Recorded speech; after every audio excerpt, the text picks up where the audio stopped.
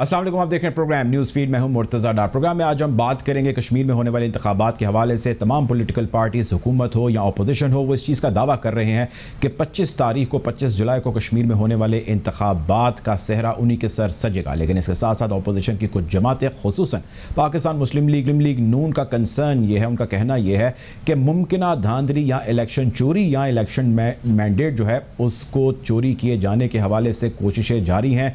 अली अमीन गंडापुर की स्टेटमेंट, उनके बयान, उनके रिमार्क्स को भी अपोजिशन आड़े हाथों ले रही है। आज सेनेट के अंदर भी खासा शोर देखा गया। पाकिस्तान पीपल्स पार्टी के रहनुमाओं ने अली नवाज गंडापुर के फंड्स तकसीम किए जाने और इसके साथ साथ जो उन्होंने ज़ुबान इस्तेमाल की, जो उनका कहना यह है कि इंतशार से भरपूर ज़ुबान इस्तेमाल की, उसकी नफ़ी की, उनके इस्तीफ़े का मुतालबा भी कर लिया। ये तमाम सूरत हाल किस जानिब बढ़ रही है। पाकिस्तान तहरीक इंसाफ के रहनुमा प्राइम मिनिस्टर इमरान खान का भी खुतबात का सिलसिला अभी लाइन अप है। पाकिस्तान तहरीक इंसाफ के रहनुमा कश्मीर में जाके कुछ जलसे कर रहे हैं, लेकिन प्राइम मिनिस्टर का भी खिताब अभी बाकी है। क्या प्राइम मिनिस्टर खिताब कर सकते हैं? क्या प्राइम मिनिस्टर किसी सूबे का ऐलान कर सकते हैं, कश्मीर को एक अलग सूबा, उसी तरह जिस तरह गिलगित बल्तिस्तान को बनाए जाने का उन्होंने एक वादा किया था? इस सारी सूरत हाल पर आज अपने मेहमानों से बातचीत करेंगे और ये जानने की कोशिश करेंगे कि कौन सी ऐसी परफॉर्मेंसेज हैं जिसकी बेस पे ये तमाम पॉलिटिकल पार्टीज़ इस चीज़ का दावा कर रही हैं कि ये इलेक्शन उन्हीं का इलेक्शन है। गुफ्तगू का बाकायदा करते हैं। प्रोग्राम में हमें ज्वाइन करें गौस नियाज़ी साहब, पाकिस्तान मुस्लिम लीग नून के रहनुमा, उनके साथ सैयद यावर अब्बास बुखारी, पाकिस्तान तहरीक इंसाफ के रहनुमा, इस प्रोग्राम का हिस्सा होंगे। सर, बहस चल पड़ी है कश्मीर के हवाले से। आपकी पार्टी कहती है आप जीतेंगे, पीपल्स पार्टी कहती है वो जीतेंगे और पीटीआई कहती है वो जीतेंगे। ये सारा तो एक तरफ ठहरा, लेकिन आपकी पार्टी और आपकी लीडर साहिबा जो इल्ज़ामात लगा रही हैं गवर्नमेंट के ऊपर और मुमकिन तौर पे इलेक्शन कमीशन के ऊपर भी कि अगर कोई धांधली हुई या मुनज़्ज़म धांधली हुई तो हम इस दफ़ा कोई लिहाज नहीं रखेंगे, नहीं छोड़ेंगे, मैंडेट चोरी नहीं करने देंगे। गवर्नमेंट कर रही है, कोई और कर रहा है, इलेक्शन कमीशन इसका कोई हिस्सा बना हुआ है। कोई क्लैरिटी ऑफ थॉट दीजिए, और क्या कोई आपके पास इसके सबूत हैं जिसकी बिना पर ये इल्ज़ाम लगाए जा रहे हैं या सिर्फ एक रेटरिक है? देखिए जी, बात यह है कि इलेक्शन हो रहे हैं हमारे, आप जब से देख रहे हैं और जिस तरह वहाँ का जोश जज्बा है वो सबके सामने है जी। और आप देखेंगे जब जो पीटीआई के जलसे होते हैं अमीन गंडापुर के, वो देखें कि सिर्फ अमीन गंडापुर की तस्वीर दिखाता है मीडिया, उनकी जो अवाम की तस्वीर नहीं दिखाता। वजह यह है कि अवाम के जलसों में जा ही नहीं रहे और वो जो क्लिप्स है वो मीडिया पे चलाने नहीं देते, कैमरा उनके हाथ में है। तो मीडिया पे एक अनाउंस जो है उन्होंने क्या कहते हैं पाबंदी लगाई हुई है प्रेस प्रोग्राम करने पे। और इससे बड़ा सबूत क्या हो गया कि जो अमीन गंडापुर साहब है वो पैसे खुलेआम तकसीम कर रहे हैं, वीडियो टीवी पे भी चली है और उनके खिलाफ FIR भी दर्ज हो गई है। तो धांधली तो कर रहे हैं, तो इसको हमने पहले बार दे दी। लेकिन इलेक्शन कमीशन तो उसके अंदर गौर साहब हरकत में आया, उसने एक्शन लिया है और आगे कानूनी कार्रवाई भी जो है उसका आगाज़ हो गया है। सेनेट के अंदर जिक्र था, अपोजिशन ने बड़ा शोर डाला है, पाकिस्तान पीपल्स पार्टी ने उनकी लैंग्वेज के ऊपर बड़ा जोर डाला है। तो हरकत तो हो रही है ऐसी तमाम हथकंडों के खिलाफ जिनके ऊपर कोई डाउट है। फिर किस तरह कहा जा सकता है कि मैंडेट चोरी किया जा रहा है? तो सिर्फ FIR दर्ज हो गया है लेकिन उसके खिलाफ भी कार्रवाई नहीं हुई, उसी तरह दंड कर रहा है। और फिर यहाँ तक कहते हैं कि जी जब तक इलेक्शन नहीं होता तो हम उन इलाकों में लोड शेडिंग न की जाए। तो एक चीज हुकूमत होने को हासिल कर रहे हैं। और फिर इमरान खान जो है वो किस हैसियत में जाके तीन चार दिन जलसे करेंगे, अमीन गंडापुर साहब जो है वो भ्रष्ट है, वो क्यों जा रहे हैं? तो ये एक प्री पोल धांधली तो हो रही है। लेकिन एक और जो होती है इलेक्शन के दौरान जो धांधली होती है, RTS पर आके होता है, जिस तरह 10 का इलेक्शन में हमारा इलेक्शन चोरी होगा, इसके सब चोरी तो फिर इंशाल्लाह हम चुप नहीं बैठेंगे, इंशाल्लाह सड़कों पे होंगे। अच्छा, कश्मीर को सूबा बनाए जाने के हवाले से मरीम साहिबा का बयान आया है और ये पिछले कुछ जलसों से जिक्र कर रही हैं। ये ख्याल ऐसे क्यों आता है जब कभी भी इंतखाबात वो GB के हों या यहाँ के कश्मीर के हों तो एक ख्याल पेश कर दिया जाता है कि जी इसको तो हम आएंगे और बना देंगे एक सूबा। इससे पहले ऐसी कोई क्यों नहीं शेयर की जाती चीज़ें? देखिए ये सारा ये सूबे वाला जो है ना, हमने तो नहीं ये बात हुई क्योंकि हमारा तो मौक़िफ़ है कि कश्मीरी को जो है कश्मीरी को उमंगों के मुताबिक जो है उसका हल होना चाहिए। ये सूबा पॉइंट स्कोरिंग के लिए जो है वो इमरान खान सामने सुना के अनाउंस करने जा रहे हैं। जिस तरह जब गिलगित बल्तिस्तान का इलेक्शन हुआ था तो खान साहब ने जो है वहाँ जाके सूबे का अनाउंस कर दिया था। हालांकि उससे पहले जो अस्करी क़यादत ने सियासी पार्टी को जिद्दान को बुलाया था तो उसमें यह तय हुआ था कि सूबे की बात हम इलेक्शन की बात करेंगे, लेकिन उन्होंने जाकर इलेक्शन के दौरान कर दी थी लोगों को खुश करने के लिए कि हम आपको सूबा बना रहे हैं। तो इस किस्म की चीजें वो हुकूमत कर रही है और ये प्री पोल रिगिंग है। और फिर जो इसको इलेक्शन कमीशन के नोटिस में दे रहे हैं, वो कि इलेक्शन कमीशन एक्टिव नजर आ रहा है, लेकिन मेरे ख्याल में अगर कुछ और कुव्वतें हुई तो जो इलेक्शन पर असरदार होती हैं, अगर वो इन्वॉल्व हुई, हमारा इशारा उनकी तरफ है, तो वो अगर उनको मरियम साहब की जो वारंटी, कौन सी कुव्वतें हैं सर जो ये इसमें इंटरफेरेंस कर सकती हैं? जो इलेक्शन मैनेज करते हैं, आपको साहब पता है इलेक्शन जो वो करती ज़ाहिर है, आप अच्छा। तो अवाम तो सारे इलेक्शन में होते हैं। चलें आगे बढ़ते हैं। नून लीग ने आज़ाद कश्मीर के अंदर परफॉर्म नहीं किया, लोगों की उमंगों पर, उनकी उम्मीदों पर पूरा नहीं उतर सके। पाकिस्तान तहरीक इंसाफ के रहनुमाओं ने बाशगाफ तरीके से इस चीज़ का जिक्र किया है।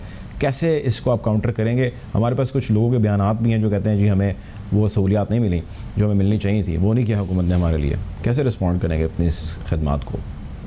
मेरे ख्याल में हमारी हुकूमत ने जितने वसाइल पाकिस्तान के बाकी इलाकों को दिए है, उससे ज़्यादा जो है आज़ाद कश्मीर की हुकूमत को दिए गए और उन्होंने परफॉर्म किया है। अगर हमारे जलसों में हज़ारों लोगों की तादाद में लोग आ रहे हैं तो उसका मतलब है कि लोग हमसे खुश हैं। अगर राजा फारूक कदर के जलसे में लोग आ रहे हैं और तारीफ कर रहे हैं, उतने नारे लगा रहे हैं, उसका मतलब है जो खुश हैं। तो सारे मसाइल तो हल एकदम नहीं होते। पाकिस्तान तो मसालिस्तान है, सारे कोई पहले मसला हल होगा तो एक स्ट्रक्चर होगा। लेकिन गौस साहब यही बात अगर हुकूमत कहती है तहरीक इंसाफ की, तो आप कहते हैं कि सारे मसाइल जो है वो फ़ौरन हल होने चाहिए। अब आप अपनी हुकूमत है तो कह रहे हैं कि सारे मसाइल मसालिस्तान है, हल नहीं होते। लेकिन ये PTI वाले कहते हैं कि जी हम 3 सालों में 30 सालों का हिसाब कैसे दें, तो आप कहते हैं नहीं जी ये ज़्यादती है। ये भी तो ज़्यादती कर रहे हैं आप। नहीं, 3 साल में अगर PTI बता दे कि कोई मेगा प्रोजेक्ट शुरू किया हो या कोई एक ईंट लगाई हो, बल्कि हमने तो 14,000 अरब कर्जा लिया, हमने 1700 किलोमीटर सड़कें बनाई, मोटरवेज बनाई और जो है 14,000 मेगावाट बिजली पैदा की। ये हमें बताएं कि कौन सा प्रोजेक्ट शुरू किया है, सिवाय सोशल मीडिया के इफ्तिताह करने के कि जो मियां साहब के प्रोजेक्ट थे। अब जो मरियम उज़ैर साहब हमारी पार्टी की सेक्रेटरी तलात हैं, वो सवात में गई और वहाँ उन्होंने एक लिफ्ट की, तो किस किस्म की ज़बान जो है वो। चलें ठीक है, आप मेरे साथ लाइन पे रहिएगा। गौस नदी साहब, सैयद यावर अब्बास साहब ज्वाइन करें, मिनिस्टर हैं पंजाब में, शो बुखारी साहब। सर, आपके ऊपर ये इल्ज़ाम है कि आपकी गवर्नमेंट ने, अभी गौस नदी साहब भी ये कह रहे हैं कि आप लोगों ने कोई प्रोजेक्ट्स बता दें, कोई गिनवा दें कि आप लोगों ने कुछ किया उन लोगों के लिए, तो क्यों नहीं किया सर? 3 साल होने वाले आप लोगों के, बताइएगा। देखिए, बिस्मिल्लाहिर्रहमानिर्रहीम, अल्लाहुम्मा सल्ली अला मोहम्मद व आले मोहम्मद वजल फरजहुम। देखिए, सबसे पहले तो इशू ये है कि पूरी दुनिया में इकोनॉमी श्रिंक कर गई है, लोगों के पास पैसा नहीं है, अनएम्प्लॉयमेंट हो गई है, खाने की चीजें पूरी दुनिया में अप टू 40% महंगाई हुई है। वो इन लोगों को इसलिए नजर नहीं आता है कि ये लोग क्योंकि अपना पॉइंट ऑफ व्यू दिखाना चाह रहे हैं ना कि भाई हम लोग बड़े प्रधानमंत्री थे। मुझे बता दें, इन लोगों ने 35 साल की हुकूमत में कश्मीर के साथ इन्हें किया क्या है? इन लोगों ने जो कश्मीर का चेयरमैन बनाया था उसने क्या किया? सिवाय इन लोगों ने वो गुलभूषण है, वो जो उनका, उसको छुपा छुपा के उसकी बात कभी जिक्र इंटरनेशनल फोरम्स में नहीं करते थे। फिर जब से प्राइम मिनिस्टर साहब ने यूनाइटेड नेशंस में बातें शुरू की है, इन लोगों को वो इनके कान खुल गए कि भाई ये क्या हो रहा है। देखिए, कश्मीर के लिए हमारे पास पूरा एक डेवलपमेंट का पैकेज है। इन लोगों ने कश्मीर की सड़कों का हाल देखें, जाके एजुकेशन का हाल देखें, जाके हेल्थ का हाल देखें कि इन लोगों ने किया क्या वहां पे, जबकि इनकी अपनी पार्टी की वहां पे गवर्नमेंट है। हालात जाके ऑन द ग्राउंड रियलिटी देखें। इनकी बातें टेलीविजन के ऊपर सुनना, वो कहते हैं इसका ताल्लुक फंड से होता है, वफाक हमें वो फंड ही नहीं दे पाता, काम फौरन हो नहीं पाते। वो कहते हैं इसका पैसे से ताल्लुक है। हेलो जी, ये कहते हैं नून लीग वाले, गौस नदी साहब भी हमारे साथ मौजूद हैं, वो कहते हैं इसका ताल्लुक पहली बात है फंड से है और दूसरी चीज़ ये कि इसके लिए वक्त चाहिए होता है। तो ये दोनों चीज़ें उनके पास नहीं है। मैं आपको जो बात बता रहा था कि आप गिलगित बल्तिस्तान का लेटेस्ट पैकेज जाके देख लें, कितना in the history of Gilgit Baltistan इतना बड़ा पैकेज नहीं दिया गया। पैसा जाता है, वो जब ट्रांसफर होता है उनके PC1 बने होते हैं और काम शुरू हो जाते हैं। खुदा के फजल करम से जो इस टाइम में पंजाब का बजट देख लें, आप फेडरल का बजट देख लें, KP का देख लें, सरप्लस बजट पंजाब का, और उसके अंदर 560 अरब रुपया सिर्फ डेवलपमेंट का है। लाइकवाइज हम कश्मीर में आप मेरे साथ हैं बुखारी साहब, आप मेरे साथ रहिएगा। मैं इसका आंसर ले लूँ ना इनसे। जी, गौस नदी साहब कैसे रिस्पॉन्ड करेंगे? ये जो सारे जिन प्रोजेक्ट्स का जिक्र कर रहे हैं बुखारी साहब, आप सिर्फ मुझे इसी का रिस्पॉन्स दे दें, फिर मैं आगे मजीद सुनता हूँ उनकी बात। ये गिलगित बल्तिस्तान के इलाके कह रहे हैं 5 खरब सपोर्ट दी है। देखो ये अनाउंस करने से कुछ नहीं होता, अनाउंस करें ऑन ग्राउंड कुछ नजर आना चाहिए। ऑन ग्राउंड कोई हमें प्रोजेक्ट बता दें कि 3 साल में फलां प्रोजेक्ट हमने शुरू किया है, जो भी कहे जी इसे ता करके जो है ना वो उसको कहते हैं कि हम प्रोजेक्ट असर ये देते हैं कि प्रोजेक्ट कंप्लीट हो गया। अभी चीफ मिनिस्टर उस्मान बुल्तान पत्थर गए, वहाँ डीसी ऑफिस में 2-3 प्रोजेक्ट का इफ्तिताह करके आ गए कि जी इतने अरब के प्रोजेक्ट्स हैं। तो ये तो बातें गलत होती है। एग्जीक्यूशन, हाँ जी, जहाँ के अपने एग्जीक्यूशन के बारे में बताइएगा बुखारी साहब। सवाल बड़ा कंसर्न उनका न्याजी साहब का बड़ा अच्छा है। मैं आपको एक एग्जांपल जी जी प्लीज। अभी ये अप्रूव हुआ है 1.2 मिलियन गैलन्स पर डे का डिसैलिनेशन प्लांट गवादर में, जो मुशर्रफ साहब के जमाने का अप्रूव था। 10 साल ये लोग बैठे रहे, अंडे दे रहे थे। आप मुझे बताएं, इतने इंपॉर्टेंट चीजें हैं जो करने की थी, इन लोगों ने नहीं किया। इन लोगों ने सिर्फ दिखाने वाले प्रोजेक्ट्स किए। मिसाल के तौर पे ऑरेंज ट्रेन 2023 में 30 अरब रुपया आपको उसकी पहली इंस्टॉलमेंट देनी है। भाई कहां से पंजाब देगा ये इंस्टॉलमेंट? और मुझे बता दें, ऑरेंज ट्रेन इन लोगों ने जब बातें की थी कि 2.5 लाख रुपया बेनिफिट करेगा, 40 से 50 हजार बंदा इतना सब्सिडाइज टिकट के ऊपर ट्रेवल नहीं कर रहे। तो मतलब एक बेतुके प्रोजेक्ट्स बनाए जिसके अंदर इन लोगों ने हमें और गुर्बत में धकेला है। इनने वो प्रोजेक्ट्स बनाए कि जिनके ऊपर सब्सिडी देनी पड़ती है, कोई सेल्फ सस्टेनेबल प्रोजेक्ट है ही नहीं इनका। मतलब अजीब बातें करते हैं। अभी हमने 3 डैम शुरू किए, इनने कौन सा डैम शुरू किया था? नाम डेमियर बादशाह का किया कख नहीं। हम लोगों ने डेमियर बादशाह, आप जाके देख लें कि जो प्रोजेक्ट शुरू हो गए, मोमन डैम को जाके देख लें, और 7 और डैम्स हम शुरू करने वाले हैं। जाके देखे कराची से 35 किलोमीटर ऊपर एक फिजिबिलिटी बन रही है जो सिंध गवर्नमेंट बना रही है। फेडरल गवर्नमेंट उसको पुश कर रही है कि बनाए कि पानी जो हमारा जाया होता है वो ठट्टा के और बदीन के इलाकों को मिले। ठीक है, आप बातें करते हैं, मुझे समझ आज तक नहीं आई ये ने किया क्या है। बिल्कुल ठीक है। यावर बुखारी साहब ब्रेक का कहा जा रहा है, आप मेरे साथ लाइन पे रहिएगा। यावर बुखारी साहब आप लाइन पे रहे, गौस नहीं साहब आप भी मेरे साथ लाइन पे रहिएगा। ब्रेक का वक्त हो रहा है, ब्रेक से वापस आते हैं, इसे गुफ्तगू कंटिन्यू करते हैं। प्रोग्राम में वक्त हो चाहता है ब्रेक का, ब्रेक के जाने पड़ेंगे।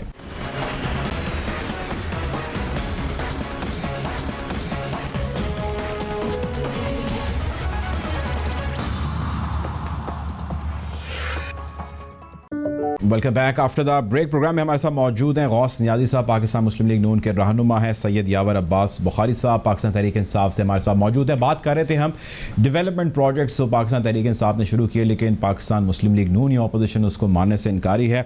ये बताइएगा गौस नियाज़ी साहब, अब इतने प्रोजेक्ट्स गिनवा दिया आपको ब्रेक से पहले यावर अब्बास बुखारी साहब ने, कैसे रिस्पॉन्ड करें? वो कह रहे हैं जी हमारी तो एग्जीक्यूशन भी हो रही है और मेगा प्रोजेक्ट्स भी चल रहे हैं। हाँ जी, मैं आपकी बात नहीं समझा वो क्या फरमाते हैं यावर साहब? यावर साहब ने ये फरमाया था कि बहुत सारे ऐसे हमारे प्रोजेक्ट्स हैं जिनके ऊपर काम शुरू हो चुका है, लोग उससे फ़ायदा उठा रहे हैं। पाकिस्तान मुस्लिम लीग नून की हुकूमत ने जो प्रोजेक्ट स्टार्ट किए थे, उन प्रोजेक्ट्स को घोस्ट प्रोजेक्ट्स अगर कहा जाए तो वो गलत नहीं होगा, उससे लोगों को ख़ास को फ़ायदा नहीं हासिल हुआ। उन्होंने बस का भी रेफरेंस दिया।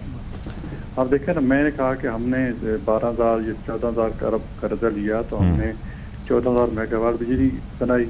तो ये क्या 14,000 मेगावाट जी गोश्त कारखाने हैं, और इस दफ़ा जो लोड गया वो 24-25 हज़ार मेगावाट पे गया है। तो वो ज़ाहिर है हमने बनाए हैं। तो जब हम 13 में हमें इक़्तिदार मिला था तो लोड शेडिंग कितने घंटे थी? 18 घंटे, 20 घंटे। और अब जहाँ लोग बिल देते हैं वहाँ जीरो लोड शेडिंग है। कुछ इलाकों में है, वहाँ कुछ तकनीकी मसाइल हैं या लोगों की वो कोई बिजली चोरी होती है, जिस किस्म की होती है। और जो 1700 1800 किलोमीटर जो है वो जो हमने मोटरवेज बनाई है, वो क्या वो घोस्ट हैं? लोग उससे सफर कर रहे हैं। अगर मुल्तान से उसका जवाब वो देते हैं कि 1800 नून लीग ने बनाई तो 2300 हमने बनाई। ये पाकिस्तान तहरीक इंसाफ की कौन जिक्र करें ना, कौन सी कौन मुझे बताएं भाई कौन सी हुई? ये सी पैक थी जो आ रही थी, वो उन्होंने स्लो डाउन कर दिया। और सीट पैक पे ये सारे मनसूबे ग्वादर में आप देखें कि ये जो ग्वादर में जाके इफ्तिताह करके हैं, उसके साथ ही मीनवासी की तख्ती उखेड़ के उन्होंने लगाया है। मीनवासी उस प्रोजेक्ट का इफ्तिताह कर चुके हैं। आप बताएं कि इन्होंने ग्वादर सिटी का कोई प्रोजेक्ट मंजूर किया है? मास्टर प्लान मंजूर हो रहा, ग्वादर सिटी बनाने के लिए मास्टर प्लान क्या उन्होंने असम्बली से मंजूर कराया उसको? नहीं कराया, कुछ भी नहीं कराया, और ना वहाँ को भी काम हुआ है। चाइनीज काम करना चाहते हैं, ये उनको कर नहीं देते। तो लेकिन वैसा क्यों चाहेंगे सर? वो तो चाहते हैं कि हमारे चाइनीज़ के साथ रिलेशन अच्छे हैं, स्ट्रेंथन हैं, उसको स्ट्रॉन्ग करें और जो चाइनीज़ कैंप है उससे मैक्सिमम बेनिफिट लें। तो क्या इसकी जवाब है? चीनी सब कैपेबिलिटी नहीं है ना वहाँ पे, ऐसा इन्होंने माहौल तरीके के कोई न ब्यूरोक्रेट काम करने को तैयार है, न कोई करना। इन्होंने तो जो हमारे मुल्तान मेट्रो थी और जो चाइना पर के हवाले से और ऑरेंज के ट्रेन के हवाले से जो किए थे, इन्होंने क्वेश्चन की थी कि ये जी इसमें किक्स पैस लिए हैं, और वो जो है शहबाज शरीफ ने किक्स पैस लिए हैं, मनी लॉन्ड्रिंग का ये किया वो किया, और फिर क्या हुआ, उसका रिजल्ट क्या निकला? शहबाज शरीफ साहब के केसेस के हवाले से कहना हुकूमत का ये है, शहजाद अकबर साहब भी ये कहते हैं कि ये अपने आप को वहाँ पे डिफेंड ही नहीं कर पाते। उनसे सवाल ए किया जाता है, जवाब वो बी देते हैं कि जी मैंने ये प्रोजेक्ट शुरू किया, मैंने वो प्रोजेक्ट शुरू किया। वो कहते हैं जी हमें मनी ट्रेल बताएं आप। तो शहबाज शरीफ साहब वाले चैप्टर ऐसी बात नहीं है। शहबाज शरीफ साहब ने जो कुछ 2 साल वो जेल में रहे हैं, ये तफ्तीश करते रहे, कुछ नहीं मिला। ये एक मीडिया ट्रायल हमारा हो रहा है कि जी मनी लैंडिंग के दिन अरब हुई है, सबूत हो तो कोर्ट में पेश करें। कोर्ट क्यों बार बार हमें बेल दे देती है कि कोर्ट से सबूत मांगती हैं जो इनके पास होते नहीं है। तो ये हमारा मीडिया ट्रायल है कि जी इतने करप्शन की, अब तक यही है कि जी करप्शन करप्शन करप्शन, और उसको खुद क्या खुद जो, और खुद कितनी करप्शन कर रहे हैं, आटा चीनी और स्कैंडल के हवाले से, महंगाई के हवाले से, और बहुत से प्रोजेक्ट। अच्छा, महंगाई का आपने जिक्र किया, मैं महंगाई की बात करूं। महंगाई के हवाले से आपने भी सुनी होगी, पाकिस्तान तहरीक इंसाफ की मौजूदा हुकूमत ये कहती है कि महंगाई असल में शाखसाना माजी या प्रीवियस गवर्नमेंट का है। नून लीग वालों ने वो पॉलिसीज़ अपनाई जिनका इतलाक आज हो रहा है और लोग उसका खमियाजा उठा रहे हैं। हम आर्टिफिशियली बेहतर कर सकते थे चीज़ों को, लेकिन उससे मुल्क का नुकसान होना था, हमने वो नहीं की। तो इनके इल्ज़ाम ही है या इसमें कुछ हकीकत भी है? कैसे आप इसको देखते हैं? तो ये तो कॉमन सेंस की बात है ना, हमारे दौर में चीज़ें सस्ती रही तो वो कहते हैं आर्टिफिशियली रोकी हुई थी इन्होंने, जिसका खुमियाजा हम भुगत रहे हैं। हर चीज़ के दारा इन्होंने आर्टिफिशियल रुका हुआ था जी, इन्होंने चीज़ें आर्टिफिशियल रुकी हुई थी।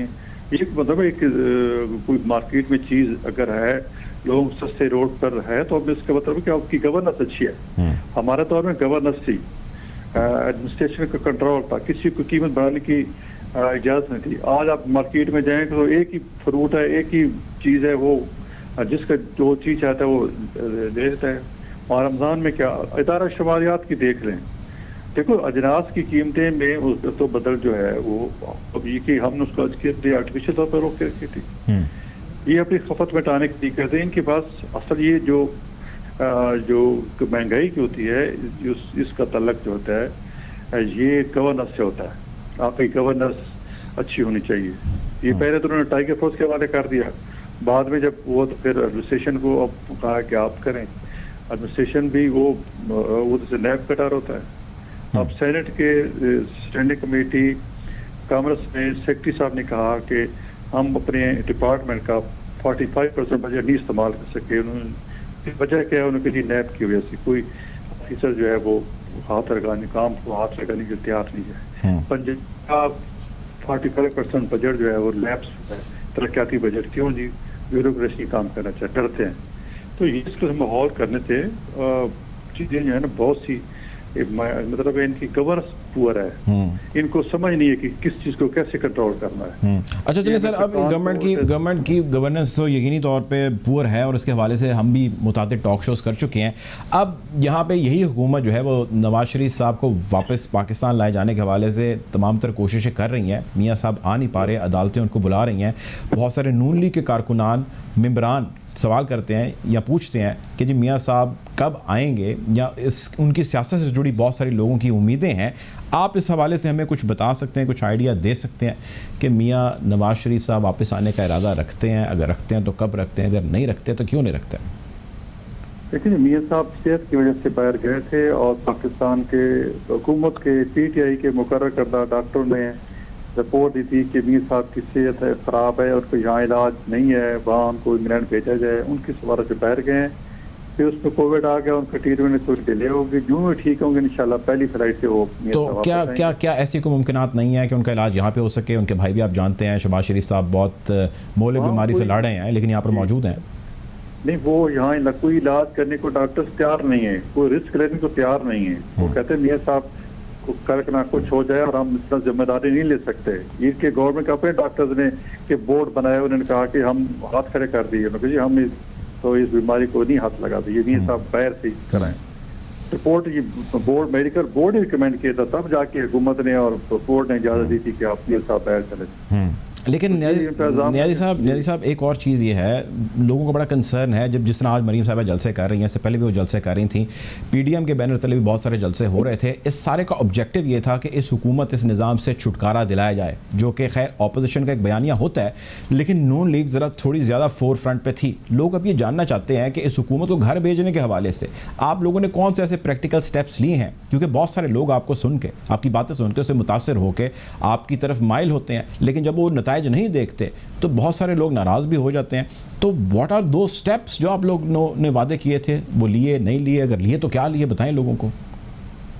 देखो जी, इस हुकूमत से निजात तो हर शहरी का, हर पाकिस्तानी का एक ख्वाब है कि जितनी जल्दी इस हुकूमत से निजात दिलाई जाए। अब उसके लिए कई तरीके होते हैं। उस पर पोजीशन को एक पेज में जमा हुई, बीच में कोई इख्तलाफात हो गए तो 9-10 पार्टियों को इकट्ठा चलना ऑब्जेक्टिव के लिए बड़ा थोड़ा सा मुश्किल होता है। तो अभी पीडीएम खत्म नहीं हुआ, पीडीएम पे कायम है। लेकिन पीडीएम तो स्लीपिंग मोड पे चल रहा है, कोई खास एक्टिविटी नहीं है। मौलाना साहब ने बड़े ऐलानात किए थे, कहाँ है सर वो सारी चीज़ें? नहीं मियाँ साहब, वो आप कश्मीर का भी भाई कैसे सेनेट इलेक्शन आ गया, सेनेट इलेक्शन के बाद अब ये कश्मीर का इलेक्शन हो गया। कश्मीर के इलेक्शन के बाद जो है आप काफ़ी तेज़ी देखेंगे इंशाल्लाह। तो वो क्या जल्द से जुलूसे होंगे, इस्तीफे होंगे, क्या होंगे, क्या लाएमल होगा? उसमें दोनों सूटों पे अदम एतमाद ज्यादा जो है ना वो उस सर फरिश्त है, उसमें अदम एतमाद। ठीक है ना।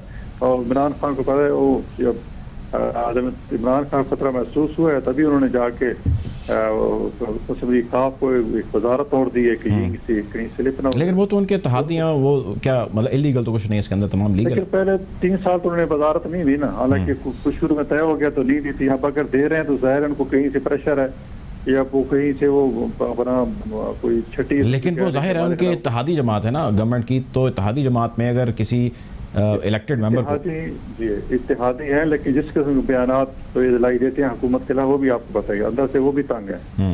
वो कहते हैं जी हम फंस गए हैं, हम इस हुकूमत को हम छोड़ें तो और कहाँ जाएं।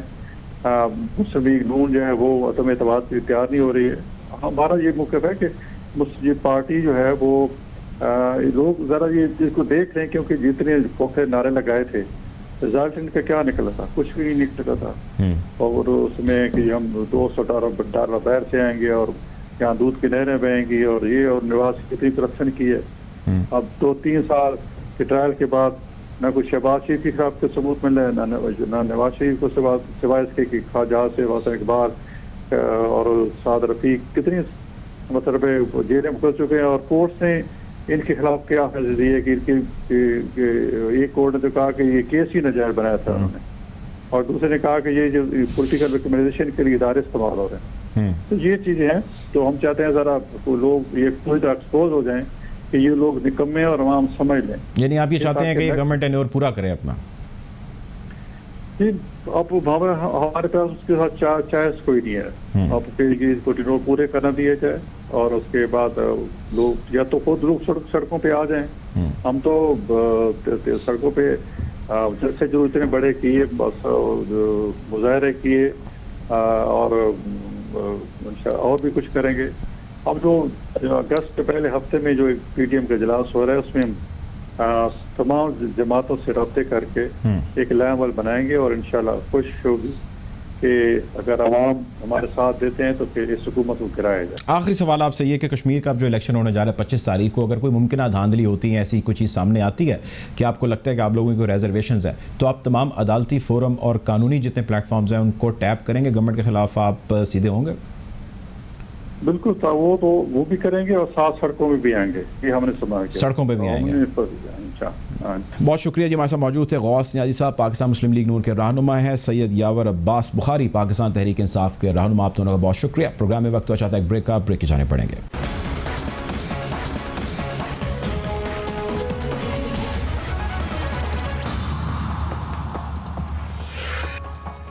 Welcome back after the break. Programme में आज का हमारा दूसरा मौजू मलाला यूसुफजई की तस्वीर के हवाले से है, जो शाया की गई है पंजाब टेक्स्ट बुक बोर्ड के अंदर।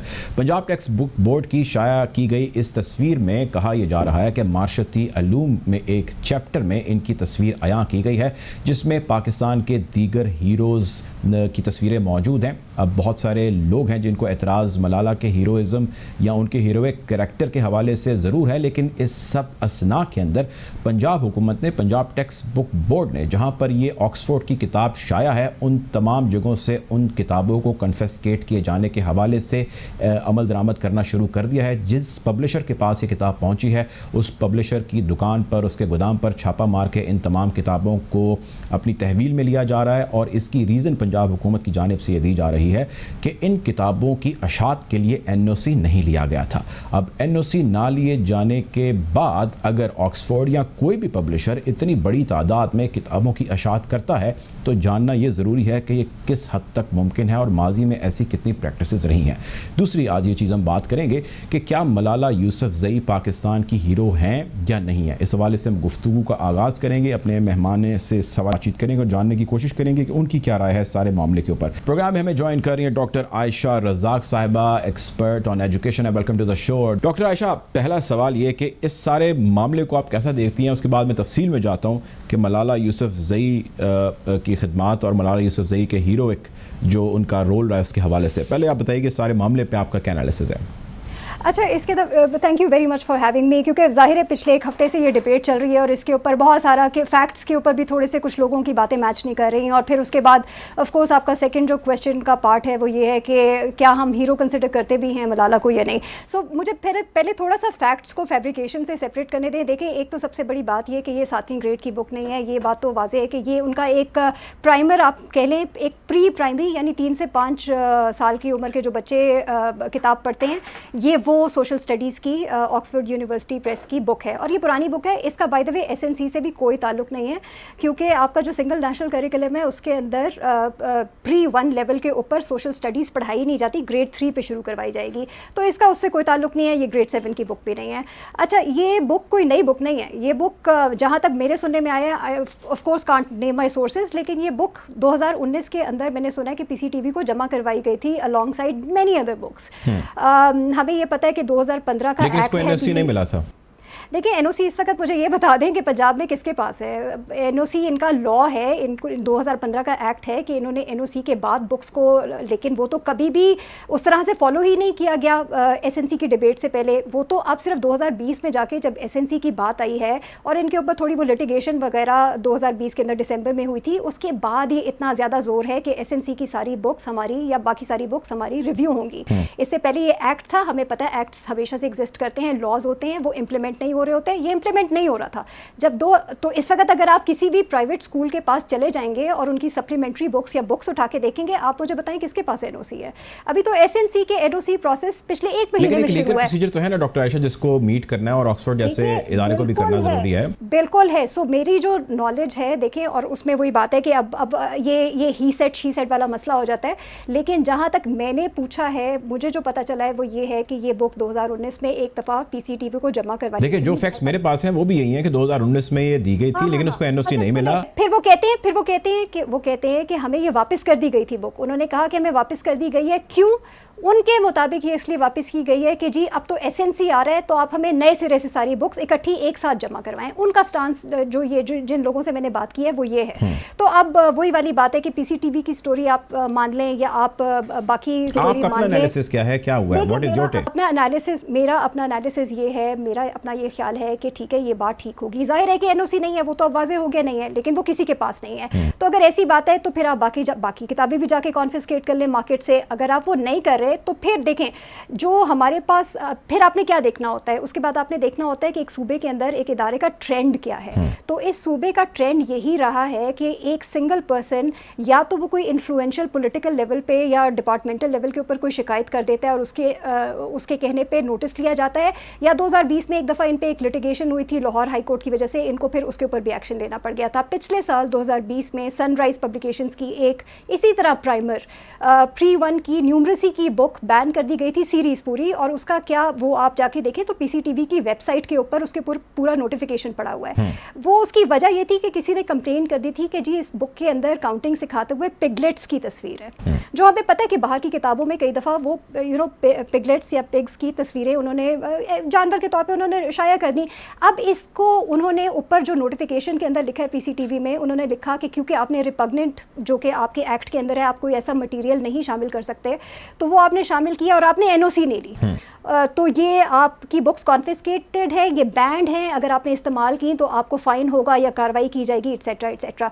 सो सी, अगर आपने इसके ऊपर अगर अपना माइंडसेट बनाना है तो आपको ये देखना पड़ेगा yes there is a law, लेकिन वो लॉ फिर आप फिर सब पे इम्प्लीमेंट करें। देयर इज़ नो एनओसी, बाकियों को तो ज़रूरत नहीं पड़ी, तो फिर इसका मतलब ये है कि ट्रैजेक्टरी क्या रही है। दूसरा मतलब डॉक्टर आयशा आप ये कह रही हैं कि ऑल ऑफ सडन एक पैनिक क्रिएट हुआ जब इसकी इशाअत शुरू हुई और उसकी तकसीम शुरू हुई, और उसके बाद इसको बहाना बना के सारी बुक्स जो है वो कन्फिस्केट की गई। देखिए मैं आपसे ये भी, मेरा तो पहला सवाल ये है कि ये सबसे पहले ये जो चीज़ छोड़ी गई है सोशल मीडिया पे, मैं तो उसकी जो इंटेंशन है उसके ऊपर भी थोड़ी सी वो मुझे है कि ये शुरू कहाँ से हुई है, ये क्या जो कंप्लेंट करने वाले हैं या जिन लोगों ने पीसीटीवी पे प्रेशर डाला है कि आप ये कॉन्फिस्केट करें बुक या जो भी वो है, ये क्या उन्होंने ये चीज़ शुरू की है? क्योंकि ये वेल इंटेंशन तो कोई बंदा शुरू नहीं कर सकता। सोशल मीडिया के साथ काफ़ी रोल कहा जा रहा है और सोशल मीडिया पे एक स्प्लिट बहस है। कुछ लोगों का ख्याल है कि ये बिल्कुल भी कौमी हीरो नहीं है, जबकि ख्याल कुछ का ये है कि बिल्कुल कौमी हीरो हैं। आपकी इसके बारे में क्या राय है? अच्छा देखिए, एक तो फैक्चुअली अगेन फैक्चुअल, और फिर उसके बाद हमारा क्या ख्याल है। फैक्ट ये है कि मेरे ख्याल में उस बुक के अंदर जहाँ पर उसका जिक्र किया गया है फेमस लोगों में किया गया, यू लाइक इट और not, she is famous, she has a Nobel prize, उसको हीरो नहीं कहा गया मेरे ख्याल में उस बुक पे, आप दोबारा चेक कर लें उसको। लेकिन फिर उसके बाद हाँ, दूसरी डिबेट ये शुरू हो गई है कि क्या हम उसे हीरो कंसिडर करते हैं कि नहीं। लेकिन अगर उनका शुमार कायदे-आज़म, इल्लामा इकबाल, अजीज़ भट्टी और इन जैसी शख्सियात के साथ हो रहा है तो स्टैचर का डिफरेंस भी ज़ाहिर है, एक डिफरेंस है। बात सुने, she is a Nobel prize winner, she is a Nobel prize winner, लेकिन उनके साथ जिस इंडियन को नोबेल प्राइज मिला था उनको उनकी खिदमात की बिना पर मिला था, जिसको भी डिनाई नहीं करना चाहिए। बट देन ये फिर देखें, ये डिबेटेबल बात है। अच्छा देखिए, इसमें मैं आपको एक और बात भी कह दूं, आपके लिए शायद वो हीरो ना हो, शायद मेरे लिए ना हो, या मेरे लिए हो या किसी और के लिए ना हो। आप मुझे बताएं बुक्स का मकसद क्या होता है? बुक्स का मकसद ये होता है कि जो लोएस्ट कॉमन डिनोमिनेटर है, यानी कि जिस पे पूरी आपकी आबादी का कंसेंसस है, आपने सिर्फ वो तस्वीरें डालनी है, आपने बच्चों को डिबेट का मौका ही नहीं फराहम किया। इमेजिन कि अच्छा मलाला की तस्वीर आपको डालने में सिर्फ यही इशू है ना कि वो हीरो है या नहीं है, ये तो आप नहीं डिनाई कर सकते दैट शी इज़ फेमस, ठीक है। तो आप इसको इस तरीके की डिबेट के लिए क्लास में क्यों नहीं इस्तेमाल कर सकते कि बच्चे ये देखें और बात करें आपस में कि और उसे कॉग्निटिव एक बिल्कुल ही डिबेट होनी चाहिए और बिल्कुल कॉग्निटिव लर्निंग होनी चाहिए। रटा सिस्टम के हर शख्स खिलाफ है। ये बताएं कि लेकिन मेरा आपसे सवाल ये कि आप मुझे अपने बताइए डॉक्टर आयशा, आप अपना ओपिनियन बताएं, what is your opinion, is Malala hero और she is not, she deserve to be there और she doesn't deserve to be there on the book? नहीं, बिल्कुल अगर उसको फेमस पर्सनालिटीज के तौर पे डाला गया तो नॉट एज फेमस ओनली, मतलब फेमस और बहुत सारे लोग हैं, बहुत सारे लोग और फेमस हैं। लेकिन देखिए आप अगेन वही बात है, मैंने इसको बिल्कुल एजुकेशनल स्टैंड पॉइंट में अगर आपको इस वक्त ये कहूँगी ना, ये डिबेट का मकसद ही फिर फौत हो जाता है। मकसद ये है कि this is an educational debate, आप अपनी किताबों को ऐसे सैनिटाइज नहीं कर सकते। आपने अपनी किताबों को इस तरह से पेश करना है कि उसके ऊपर बच्चों के अंदर क्रिटिकल थिंकिंग पैदा हो, बर्दाश्त पैदा हो। नहीं भी समझते आप हीरो तो तब भी उसकी तस्वीर वहाँ पर होनी चाहिए, and she is a hero to many people, और खासतौर पे गर्ल्स एजुकेशन की जहाँ तक। Is she a hero to you doctor Ayesha? In what aspect? In every aspect. In every aspect. Of course. I mean, of course, she's a hero. अब hero की definition देखें, अगर आपने हीरो शहीद को ही कहना है तो ऑफ कोर्स बेचारी अगर वो शहीद हो जाती तो शायद आप लोग मान जाते कि वो हीरो है, क्योंकि मसला हमारी कौम का ये है। अच्छा, वैसे मेरा इस पे कोई रिजर्वेशन नहीं है, I find her a hero, मेरे ख्याल से वो बिल्कुल हीरो है। आप डिबेट, लेकिन डिबेट पता है आपको, डिबेट इस बात पे करनी ही नहीं चाहिए ना इस वक्त। डिबेट आपने एजुकेशनल उस पे करनी है, क्योंकि एक का हीरो दूसरे का हीरो नहीं है। मैं एजुकेशन में काम करती हूँ, मुझे ये पता है कि इस वक्त पीसीटी का जिक्र हो रहा है, इस वक्त पंजाब का जिक्र हो रहा है, लेकिन इस वक्त आपका कोई सूबा नहीं है जो मलाला की तस्वीर छाप ले। और उसकी वजह वो क्या कहते हैं, उसकी वजह यही होती है कि अक्सर लोग आपके पढ़े लिखे भी कहते हैं कि उसमें हीरो वाली या उसमें फेमस होने वाली उसकी कोई ऐसी कॉन्ट्रीब्यूशन नहीं है। लेकिन दूसरी चीज़ जो कि मेरे ख्याल में इस डिबेट का बेसिकली जिसमें फोकस होना चाहिए वो ये है कि एजुकेशनली आप किस किस्म का सिस्टम या किस किस्म की किताबें या किस किस्म की सोच बच्चों में पैदा करना चाहते हैं कि वो उनमें बर्दाश्त ही नहीं है कि अगर वो उनकी हीरो नहीं है तो वो उसको फेमस की लिस्ट में भी नहीं देख सकते या हीरो की लिस्ट में भी नहीं देख सकते। मलाला फंड है, मलाला वैसे एजुकेशन के ऊपर इतने काम कर रही है, आपको उसकी बहुत सारी चीज़ों से आप अग्री नहीं करेंगे एंड दैट्स फाइन, और वो मेरा कंसर्न भी नहीं है, वो किसी का कंसर्न नहीं होना चाहिए। लेकिन क्या वो एजुकेशन के लिए पाकिस्तान में लड़कियों की एजुकेशन के लिए या दुनिया भर में लड़कियों की एजुकेशन के लिए काम करी है and does that make her hero? Yes, that makes her a hero. तो आप हीरो की डेफिनेशन भी देखें ना, आप किस काम के लिए हीरो। आगे बढ़ते हैं। सिंगल नेशनल करिकुलम का आपने जिक्र किया, what is your take on this? ये ठीक है, इसी तरह ये होना चाहिए एग्जीक्यूट जिस तरह गवर्नमेंट प्लान कर रही है? देखिए ये तो इतनी लंबी, आप पहले मुझे सबसे पहले ये बता दें कि कितना मुझे टाइम दे रहे हैं, मैं उसके हिसाब से आपको जवाब दूंगी, क्योंकि आप प्लीज़ कंटिन्यू करें, आप प्लीज़ कंटिन्यू करें। इसका शॉर्ट आंसर तो देखिए ये है कि एसएनसी जिस तरीके से बनाया गया है और जिस तरीके से इम्प्लीमेंट किया जा रहा है और इसकी जो कॉजल रिलेशनशिप दी जा रही है कि अगर हमने ये किताबें लगा दी और ये करिकुलम लगा दिया तो ये तहलका मच जाएगा, तो नहीं, ऐसा नहीं होगा। उसके अंदर जाहिर है आप इसको बेहतर बना सकते हैं गोइंग फॉरवर्ड। आप ये देखेंगे इस किस्म की इश्यूज़ आपको एसएनसी के अंदर भी नज़र आ रहे हैं ना कि पीसीटीबी जो है बहुत ज़्यादा रिजिड रिव्यू कर रहा है, पब्लिशर्स को मसले हो रहे हैं, अभी तक उनको एनओसीज नहीं दिए गए, 1 अगस्त को आपकी क्लासेस शुरू हो जानी है। ये तो उसके एग्जीक्यूशन के प्रॉब्लम्स आ गए, लेकिन मेरा सवाल उससे पीछे है और वो सवाल ये है कि बहुत सारे लोगों का ख्याल ये है कि सिंगल नेशनल करिकुलम के अंदर हमने कोशिश ये की थी, जो स्टेटमेंट आई है अखबारों में भी छपी है, कि लोगों का कहना ये है कि चंद लोगों का बल्कि कहना मुनासिब होगा कि हमने मदरसों को मॉडर्नाइज़ करने की कोशिश की थी, लेकिन हमें समझ ये है कि जो मॉडर्न सेटअप था हमने उसके अंदर मदरसे जम कर दिए। तो this is what the single national curriculum is this a fact और you think this is an over exaggeration?